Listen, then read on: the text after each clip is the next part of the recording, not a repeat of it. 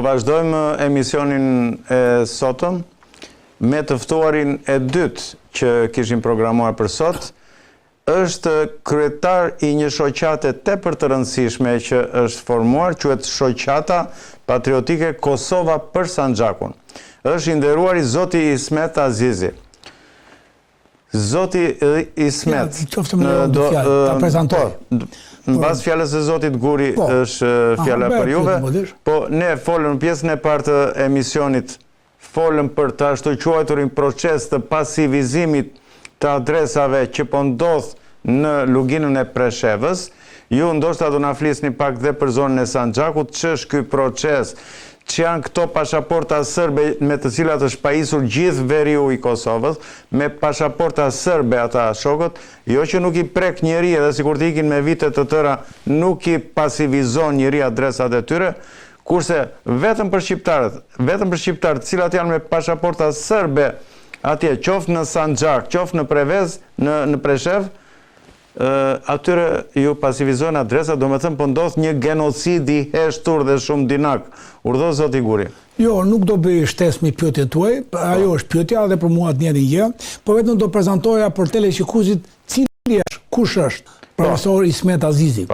Një veprimtar, një aktivist i shuar, një studius, një erudit, një adetar që së bashku me zotin Ali Daci presin dhe përcjellin të gjithë patriotët anë mban botës shqiptarë që luftojnë për të drejtat e shqiptarëve si në Sanxhak, Pazari i Ri, sepse Sanxhaku nishi nuk ekziston më, si dhe për luginën e Preshevës. Dhe ka dhe të tjerë, sigurisht është dhe zoti Ekelej Tregjepi, që është dhe kryetari i Këshillit të mbar këtyre shqiptarëve të luginës Preshevës. Por do doja atë pyetje që bëhet juve, zëra se e bëra edhe unë, edhe doja të jepja fjalën më njëherë studiusit i cili na priti një muaj përpara, na priti ku kemi quar 1000 libra, pikërisht për të hapur 2 biblioteka, një në Sanxhak Pazar të Ri edhe një në Bujanovsk, ku kemi quar 1000 dhe kemi përquar dhe 2000 libra gjithmonë me kontributin, me pjesëmarrjen e zotit e profesorit Ismet Azizi dhe të zotit Ali Daci. Zoti Ismet, me qenë se këto ditë ky problem është ndërkombëtarizuar dhe madje në mikën tonë të madhe në Amerikë, pikërisht në Kongresin Amerikan, atje ku them vendosen fatet e globit, të themi, është ngritur problemi i pasivizimit të adresave në luginën e Preshevës. Pra, për të drejtat e shqiptarëve është votuar një projekt ligj për mbrojtjen e të drejtave të shqiptarëve në luginën e Preshevës, që madje kjo besoj që vlen dhe për pjesën e Sanxhakut. Ju lutem të na sqaroni çfarë janë këto të drejta të mohuara të shqiptarëve, pse po ndodhin dhe a ndodhin këto tek serbët që janë në Kosovë, që natyrisht jo, dhe në Shqipëri të gjithë minoritetet respektohen, gjithashtu dhe në Kosovë, po pse edhe çfarë po ndodh? I nderuar. Shikoni, kjo është problemi i hershëm. Po. Serbia që nga Kongresi i Berlinit e din që është në tokat huaja në pjesën jugore të saj që quajnë ata, e ne e quajmë Sanxhaku i Nishit. Atje deri në atë kohë kanë qenë të banuara me shumicë shqiptare, mbi 700 vend banime. Kështu që ata e kanë në bindjen edhe në strategjinë e tyre, por edhe popullata e din që janë në tokat huaja. Dhe frika e tyre është e madhe që shqiptarët do të kthehen atje.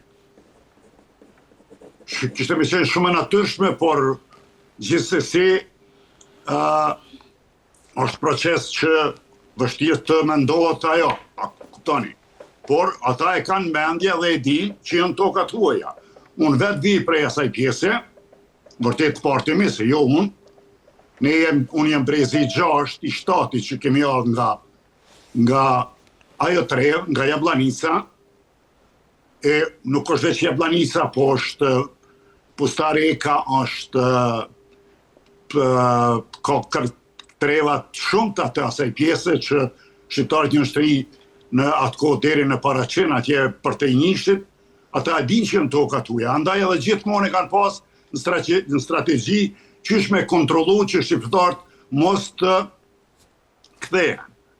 Dhe ekzistenca shqiptare në Preshevë, Bujanovsk dhe Medveç, ata i ban të jo të qetë, sepse mund të shtrihemi në jug, sipas tyre. Dhe gjithmonë e kanë kontrollu lëvizjen e popullsisë, jo vetëm në Sanxhak të Nishit, ku më pothuajse shqiptar nuk ka, ose shumë pak vetëm në këtë pjesën rreth kufirit Kosovës, por njësoj ka ndodhur dhe me Sanxhakun. Ata dhe Sanxhakun e kanë përcjell me kanë përcjell lëvizjen e popullsisë. Atje kanë arrit të bëjnë me metodat ndryshme asimilimin në Bosnjak, duke besuar që ata do të thonë edhe aty kanë dështu sepse kanë menduar që shqiptarët përkatësisht popullsia e Sanxhakut do të slavizohet.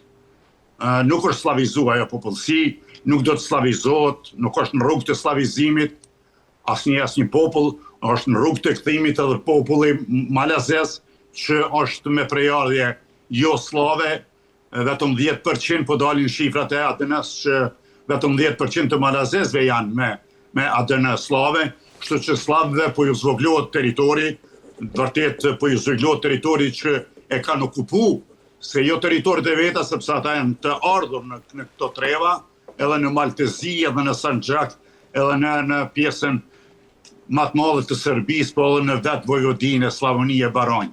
Do të thonë, ata e dinë këtë shumë mirë, për atë edhe bëjnë programe të ndryshme dhe krejt kapacitetet e veta i drejtojnë në atë drejtim që shqiptarët mos të kthehen në ato treva. Po si është puna e këtyre pasaportave që i mbajnë, pas kanë të drejtë i mbajnë qytetarët e Kosovës, së veriut Kosovës, me kombësi serbe. Ata pas kanë të drejtë, ju pas ka njojt Evropa. Po, përse jo, me të njëjtën logjik mund të mbajnë pasaport kosovare, themi, ose shqiptare, dhe shqiptarët e Luginës Preshevës, edhe ata të Sanxhakut. Po shiko tash, ne jemi shtet më demokratik në Evropë sot, kushtetuta jonë është më demokratike në tërë Evropën, dhe natyrisht që ne nuk ja mohojmë ekzistimin, qëndrimin e serbëve dhe të kenë të drejtë të kenë edhe shtetësinë serbe, por ata kanë shfrytzuar një periudhë kur UNIKU ja ka mundësu të kenë një trup koordinuese ku ka lëshu pasaporta për male serbe për Kosovën. Ato pasaporta në Evropë nuk e njoft, një kohë gjatë, tash prap, kështu që Evropa i bën do lojrat të panevojshme, të parësyshme, në dëm të shqiptarëve për t'ja bërë qefin serbëve. Kështu që neve vërtet po na sjellim kokçarje në gjitha aspektet, por jemi në rrugë të mirë që me veprimet tona të tregojmë europianëve se si duhet të rregullohen marrëdhëniet me Serbinë dhe me popujt përreth. Ne nuk kemi problem as me malazez, edhe pse e kalura jonë është më e hidhur me as pak s'është më shumë e hidhur me popullin serb se sa me atë malazez, por me gjë atë kemi gjetë gjutë përbashkë dhe nuk i kemi kurrë problem. Kurse me serbët derisa ata të bindën se duhet me jetu një fshisi të mirë, si duket do të kohë jam ta. Profesor, një pyetje. Pse u quajtën muaxhir gjithë shqiptarët e shpërngulur nga gjatë kongresit apo mbas kongresit me vendimin e kongresit Berlinit 1878 dhe u dëbuan Eksod, Golgotë, dhe pse u quajtën muaxhir? Po muaxhir është një fjalë turke që tregon të zhvendosurit, ata që e ndrojnë vendin, që janë detyruar, ato janë në faktorë të ndryshëm kanë ndiku, por muaxhirët që janë sot në Kosovë, me prejardhje nga Sanxhaku i Nishit, e që kanë lëviz edhe në Luginë Preshevës, edhe drejtim të fushës së Kumanovës, dhe të fshatrat e Shkupit, kanë rrinë deri në Selanik për gjatë lumit Vardar. Sot kemi edhe në gjithë rrugës deri në Selanik edhe në Turqi kanë shku, por ata janë muaxhirë, do të thonë janë refugjat të dëbuar, janë njerëz që i kanë largu me dhunë nga tokat e veta, dhe unë e kom shku para në vitin 18 me sa di, me realizu një program, themi një emision me Marin Memen për Top Channelin, kemi has në njerëz atje që e kishin në bindjen e tyre se një ditë do të kthehen. Do të thënë, gjithmonë e kanë një bindje që një frikë që shqiptarët kanë më kthy në tokat veta. Natyrisht shitesha e humbur që dikuj ja ke marr, gjithmonë do ta mendosh që dush me kthy. Kështu që ata e kanë atë në një pyetje në pyetje. Kur filloi për ju ose për rastin historik kolonizimi serb dhe më vonë asimilimi prej serbëve? Kur filloi? Në shekullin e kaluar, a më përpara akoma? Shikoni, me ardhin e slavëve në Gadishtin ballkanik, në kontakt me slavët, gjithmonë ne natyrisht në shkollë vjetër, ajo që jemi tërheq, ata na kanë si temi na kanë modë trusni në neve, por lëvizje ka pas gjatë historisë, prej se kanë ardhur slavët në Gadishtin ballkanik. Ata duke rrit territorin, ne duke humb, kështu që për asimilimi ka fillu vonë në që mund të thuhet, pasi që është forcu shteti sërb dhe shqiptarët në kontakt me popujt slav janë asimiluar varësisht prej përkatësisë fetare, edhe janë asimiluar, kemi shumë shqiptarë të asimiluar edhe mënyrë stihike, ortodoks janë serbizu, por po ashtu edhe në mënyrë stihike pa mos themi edhe pa përdorur dhunë, edhe janë asimiluar në bosnjak. Por vërteta qëndron se serbët kanë tentuar edhe malazezët që edhe me dhunë të asimilojnë shqiptarët në slav, në ortodoks, por megjithatë nuk mund të them, unë nuk mund të them që kemi më të madh të sot me prejardhje që kanë qenë shqiptar. Musliman bosnjak edhe ka në këtë shtetin serb. Bile dhe musliman në pazar të ri edhe ka prap, që i quajnë turq. Po musliman shqiptar, pse nuk ka në shtetin serb? Jo, ka musliman, përkatësisë islame ka. Presevës janë musliman shqiptar. Këtu do të sqarohemi çka është musliman dhe çka janë kur shikoni. Përkatësia islame ka qenë të shumë popull të Gadishtit ballkanik. Po ne po flasim për shqiptarët në Gadishtin, në pjesën qendrore të Gadishtit ballkanik, si në kontakt me popull tjerë, duke mos pas mundësi ta kultivojnë gjuhën shqipe, kanë filluar të folin si në fillim në 2 gjuhët, pastaj pa mundësi të shkollimit dhe në skajet veriore, në kontakt me popull slav, e kanë humbur edhe gjuhën, spari janë asimilu në aspektin gjuhësor, pastaj edhe fetar, jo fetar, po edhe nacional, themi kështu. Nëse flasim për asimilimin e shqiptarëve në bosnjak, unë këtë të shpjegoj shumë mirë, sepse e kam lënë të, si them, të cilën e ulëmtoj, e studioj, dhe dihet saktash, sepse ne vetë pak e kemi kontribu, sepse nuk kemi mujt ti mbajmë rreth vetës, duke llogaritur që ata nuk flasin shqip, dhe mënyra më e lehtë ka qenë më e butë, më njerëzore, se të themi vëllezërve tonë të fisit, të vllazërisë, pse nuk flet shqip, mi thonë ti nuk je shqiptar, ka qenë gabim i madh.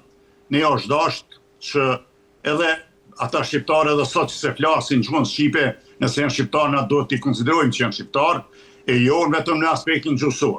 Kështu që me humbjen e gjuhës ne vetë si të them, kemi përdorur një term që s'kemi mund me thonë sërb, sepse që shmiton vllau sërb, i cili flet shqip, ka qenë një shprehje pak më e butë, i kemi thonë bosnjak, e që ja kemi pa sherrin. Pra një pjesë e madhe. Sepse, veç ta përfundoj, sepse gjatë rrugtimit, ata shqiptarë që e kanë humbë gjuhën shqipe në kohën e komunizmit në Jugosllavinë e Titos, Tito e ka shfrytzu një hapësirë të vetën që e ka pas në aspektin politik me popujt e Azisë dhe Afrikës, që muslimanët në Jugoslavi t'ja jep një komp dhe prej pakisës, prej asaj shprehjes muslimane për kësaqësisë islame e ka kriju kombin musliman, tash komb musliman, e që ka qenë joshës për gjithë ata që ka qenë të besimit islam, edhe të shqiptarëve, edhe të goranëve, edhe të torbeshëve, gjithsesi të bosnjakëve, dhe kështu ka ardhur deri te rritja e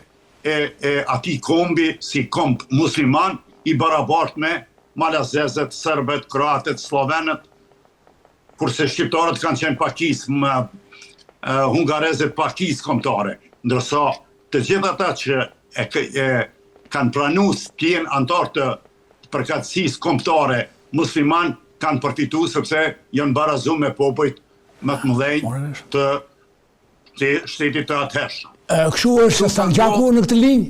Në këtë linjë që ju po shpjegoni, profesor, është Sanxhaku Pazari i Ri apo dhe Presheva futet tu? Tashëm të folën përgjithësi ku janë shqiptarët musliman që e kanë pas që besimit islam e që e kanë humbë të folurit në Shqip, ju kanë bashku ati kombi të atëhershëm të Titos, të quaj ashtu në thojza, që është krijuar e që ka ekzistuar deri në vitet 90-ta. Po. E në vitet të 90-ta ka lindi ideja në Bosnë që bosnjakët ta kthejnë emrin sepse nuk kanë pas drejt të përdorin emrin bosnjak që nga okupimi nga Serbia në vitin 1912, kur është kriju edhe mbretëria jugoslave. Nuk kanë mund të deklarohen bosnjak. E Tito ja ka mundësu më deklaru musliman, e në vitin 1993 në Sarajevo ka lindi ideja që të kthehet emri bosnjak. Dhe tash ati emri bosnjak ju kanë kthy të gjithë muslimanët, thash ati kombi musliman që ishin edhe torbeshët, edhe goranët, edhe një pjesë e shqiptarëve të Plavës, Gusis, në Maltezi, edhe në pjesës tjetër të Sanxhakut në Serbi, Trashnaltës, Peshterit dhe qyteteve në Sanxhak. E qartë. Kanë di vetën bosnjak, pa qenë bosnjak. Pra, një pjesë e mirë e popullit sërb, një pjesë e mirë e popullit malazez, një pjesë e mirë e popullit të Bosnjës, edhe të Maqedonëve të themi, janë shqiptar, por që janë tjetërsuar, edhe brezat pasaj janë rritur me iden që hajde të luftojmë shqiptarët e vërtet, të luftojmë shqiptarët. Kështu i bie, profesor. Po në fakt, nëse bëmi korrekt edhe të sinqert, shqiptarët kanë luftu me shqiptarët. Po, kështu i bie. Ata rriten me iden për të luftuar, vëllezërit. Me vërtet, është fakt i hidhur, por malazezet, kryesisht fiset malazeze shqiptare, me prejardhje shqiptare që nuk e kanë pranu fenë islame, kanë qenë anëmis më të mëdhenj të shqiptarëve që kanë pranu islamin. Milan me shok. Ka qenë një lëvizje shumë, edhe është përdor deri vonë dhe gjatë luftës dytë botërore kanë dashur ta përdorin atë shprehje që është krijuar nga mbreti malazez me princi Danilo e ka udhëhequr politik, e kanë quajt ndjekja e të konvertuarve në islam. Në gjuhën e tyre vjen Istraga Poturica. Kjo është në kokën e çdo malazezi dhe çdo shqiptari të asaj pjese, sepse kanë qenë, si themi, ka qenë reparte policore ushtarake të cilet i kanë pas dur të lira mi ndjek ata që kanë pranu islamin.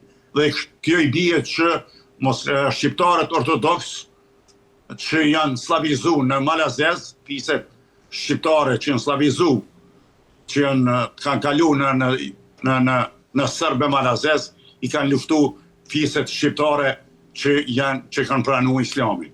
Kjo ka ndodhur edhe me lëvizjet e tyre nga Sanxhaku në Trahinën e në Sanxhakun e Nishit. Sot kemi Malazez që kanë lëvizur ata prej pjesës së brendshme të Serbisë në tokat tona i kanë të vendosur, sepse kanë qenë të zbrazura në Toplisë, Jabllanisë, Kurshumli dhe kanë lëvizur drejt Kosovës si ortodoks e që janë me prejardhje shqiptare.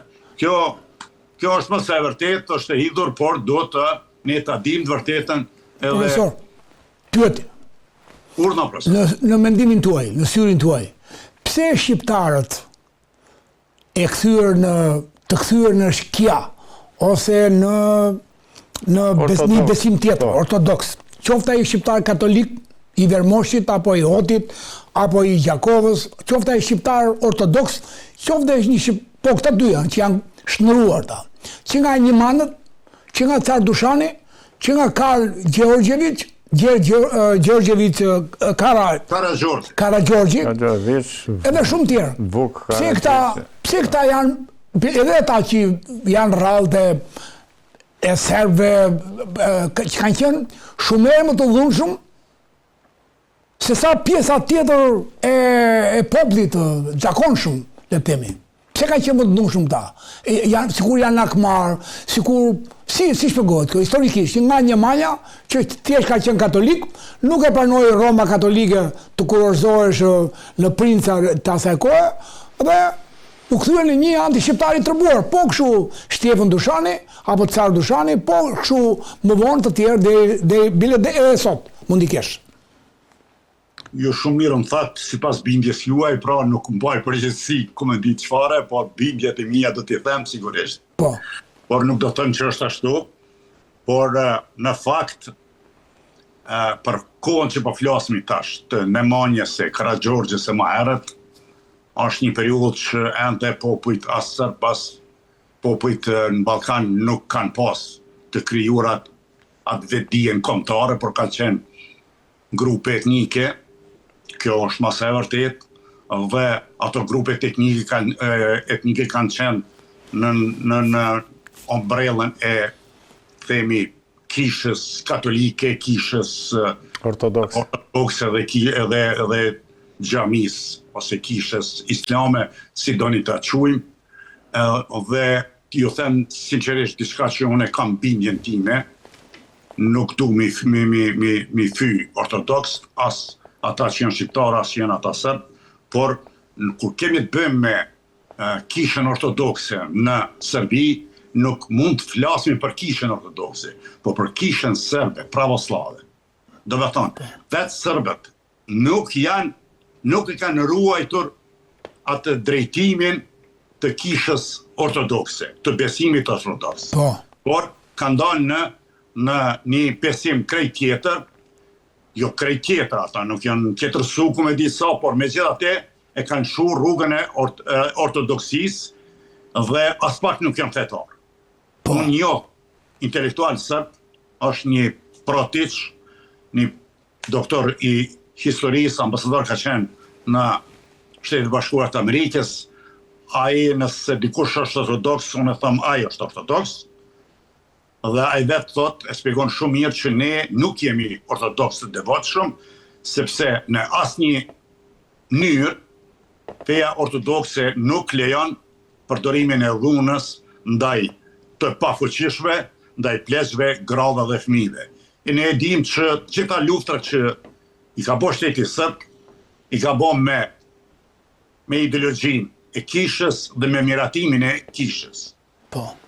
Dhe nuk mund të flasmi këtu për një ortodoksizëm, unë sinqerisht nuk jam teolog, as nuk pretendoj me ditë nga teologjia, por vetë fakti që çdo nisje e arallave, e grupeve, edhe paramilitare, por edhe militare në betejë, janë nisë me ato, si të themi, mënyrën fetare të tyre, por prapë po them jo ortodokse, sepse feja ortodokse ne dim që ka ortodokse dhe ebrej, edhe shumë popull tjerë, por feja është diçka tjetër, kombi është diçka tjetër. Te është gjithçka në ndikimin e kishës ortodokse, pravoslave që nuk ka të bëj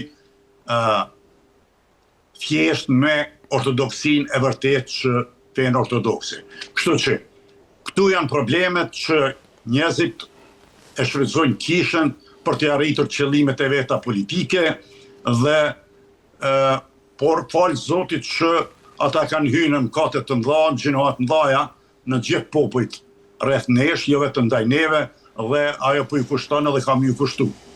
Nuk e di sa kesh i qartë, por unë kështu e shoh. Po, shumë bukur.